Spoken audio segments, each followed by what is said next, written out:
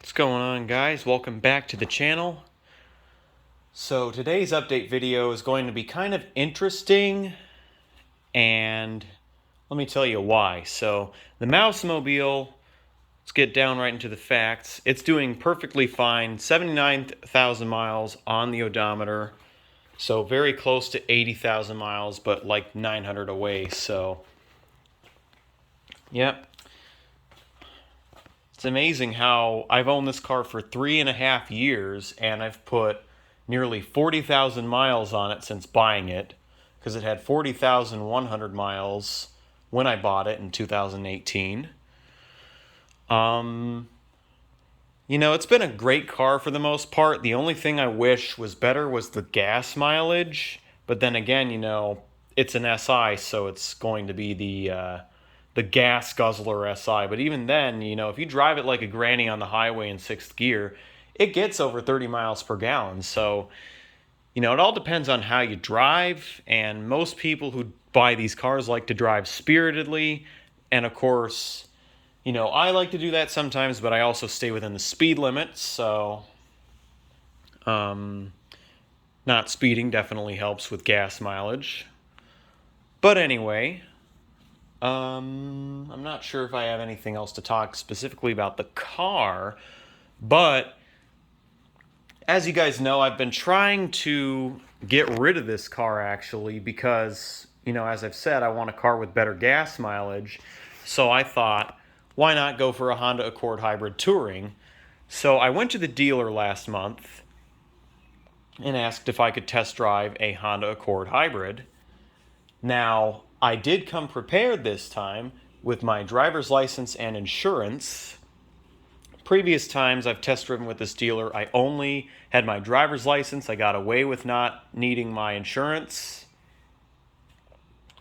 But now the dealer has some sort of vendetta against me because, I say that because, well, the one time I came prepared with both the required documents and I get interrogated, asked questions I've never been asked before.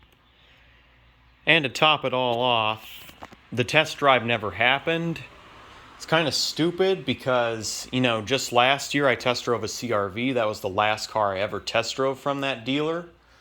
There have been previous times when I was unable to even review a car, and I'm talking about the Passport. I remember when my father test drove a Passport, and I even was in the driver's seat and ready, waiting patiently for the salesman to come back and run my information. But turns out he was short on time, and so that test drive got canceled. Only my father was able to drive that car. And then I came back another time, like as I said earlier, to try and just review it, not test drive it at all. That never happened because the salesman just did not understand what I wanted to do, because they originally thought that I was going to go on an extended drive. But that was not the case at all, because they first asked for my license and insurance. But then I told them I'm not driving the car, I'm just starting it. I didn't get to that point until later, but they told me that there was a Passport in the showroom to check out. But then I was like, well, then I can't start the engine. And then that's when I said, you know what, this isn't a good time. And frankly, it wasn't. But fast forward to last month, one salesman was like asking me questions I've never heard before. And then he comes back with his manager saying, now this is not the general manager of the dealer, but he comes back with his manager just to tell me that I can't test drive the car because they think I'm financially irresponsible. Because I did mention something that I was probably going to buy used anyway to save a little bit of money, and that my, price range was around $25,000 to $30,000. Now, I had pretty much half the money on hand to pay off the car if I needed to, but apparently they still didn't think I was financially responsible enough because I didn't have the money to buy it outright. I mean, I frankly think that Buying a car outright is one of the dumbest things you can do. Doug DeMuro made a video saying why you should finance a car instead of buy one. Financing is, it is more expensive, but at the same time, you do get a good credit score out of it.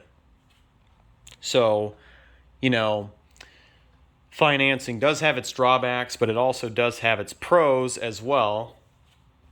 Now, why I say buying a car outright is the dumbest thing you can do unless you're a millionaire is because if you don't like the car and you want to give it back, you're not going to get all that money you paid for it back, because a car depreciates the moment you drive it off the lot.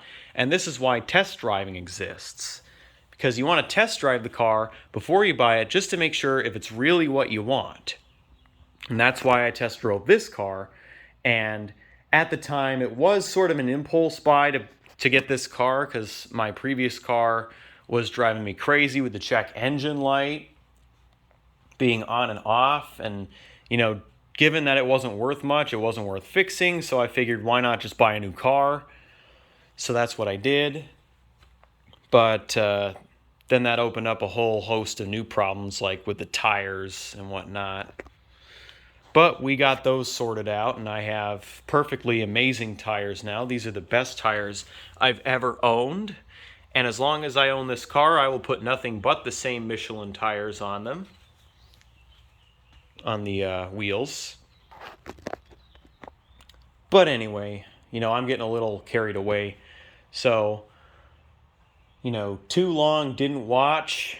The salesman basically interrogated me. They even asked for proof of financial responsibility later on, like a 1099. What the hell? You think I'm going to have that on hand? That's just ridiculous. How they treated me is kind of unacceptable, because I've test driven before and, well, nothing bad happened. So I don't really see what the problem is. But I just think that dealer has a vendetta against me. It's Valley Honda. So I think the next time I go there will be the last, and that'll be when this car needs service.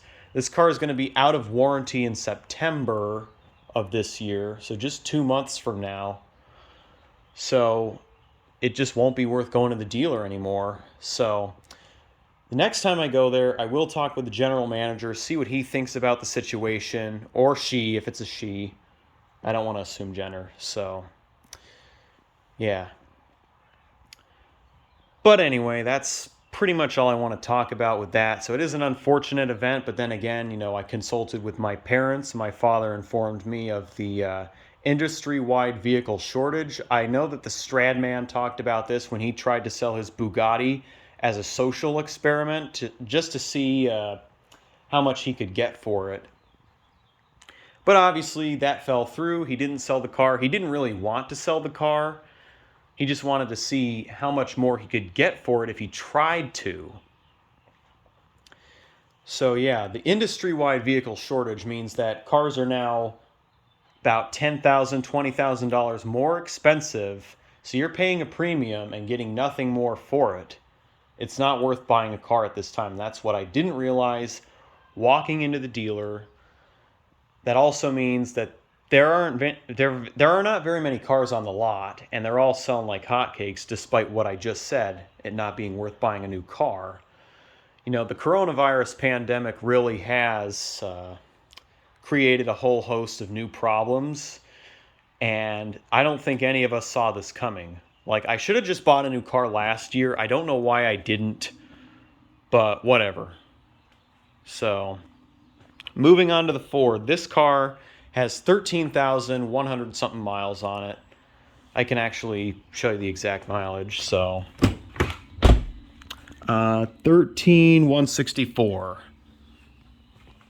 So very low mileage for a 2-year-old car. I can't believe that my father has owned this for 2 years already. We just took this in for its annual servicing last Wednesday. So that was good. He actually got the service free of charge with his Ford points. So that was pretty cool. They also washed the car. So I believe they changed the oil, filters, and then all the wiper blades all around. So this car is good to go for another year. Now, interestingly enough, the Ford dealer did email my father saying they wanted to buy his car for a premium because they wanted like a low mileage 2019 Edge. But of course, the problem there is, if they buy his car, what's he going to drive? Of course, we also have the Mercedes, but that's my mother's car, and this is my father's car. So, that being said, it's not like everybody has two cars that they drive regularly. If they did, it wouldn't be as big of a problem to let one go and actually try to make money on your car. But yeah, so that's the main issue I see here. But other than that, nothing too eventful to talk about with the Ford. It did have the condenser problem last year, which I showed you guys. Now, interestingly enough, it wasn't too big of a deal, but at the same time, it's something like if you live where it's like 90 degrees in the summer, which Illinois is one of those places, you want to have that fixed. So that was, it's in between a minor and a major setback, so in the middle. But thankfully that was fixed last year, as I've said.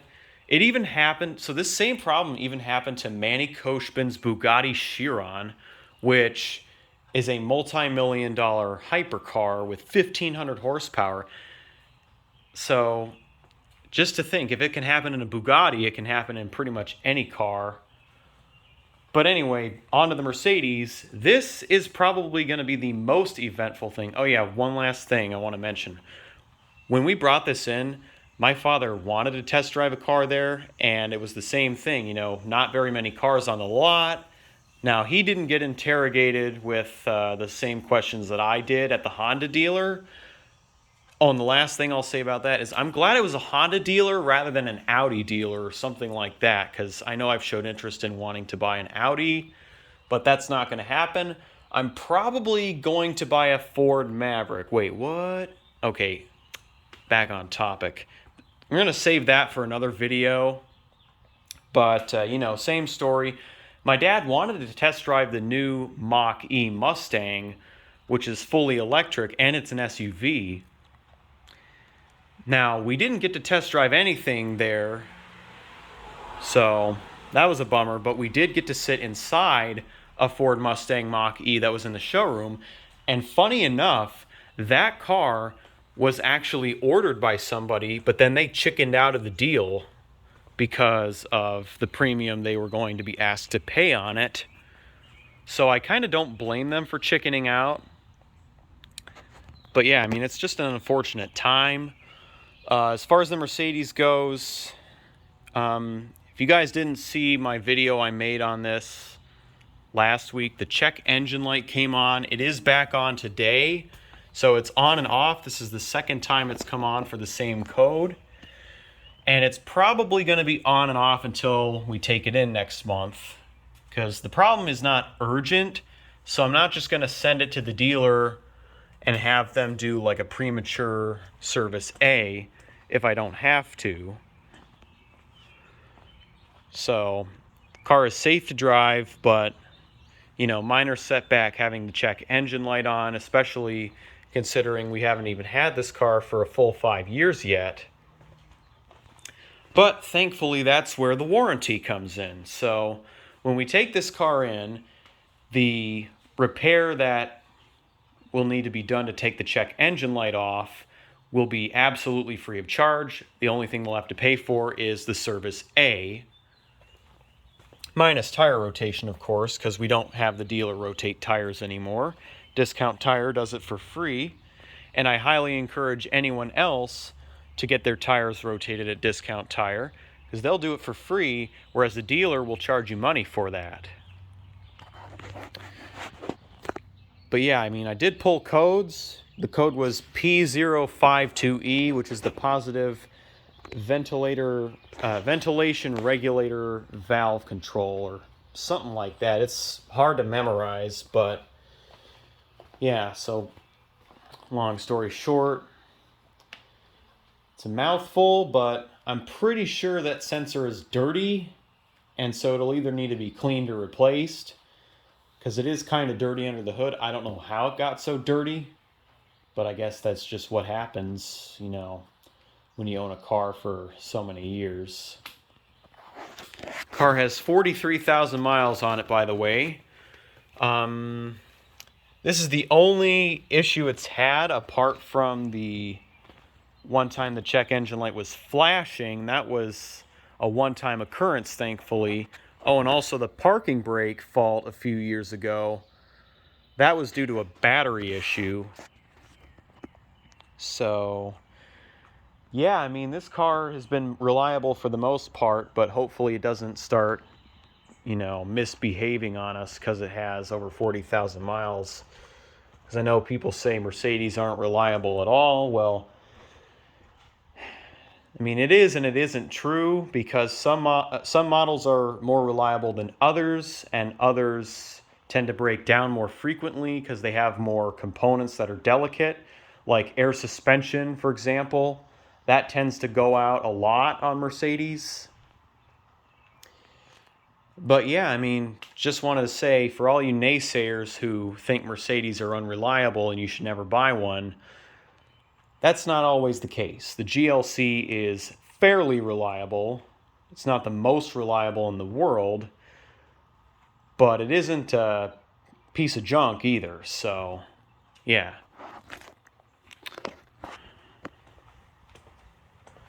Don't know if there's much else to cover other than the fact that this is probably the most eventful update video I've made. I probably should have just separated some of the stuff I talked about into another video, but, you know, it's whatever. You know, I've been stressed out lately.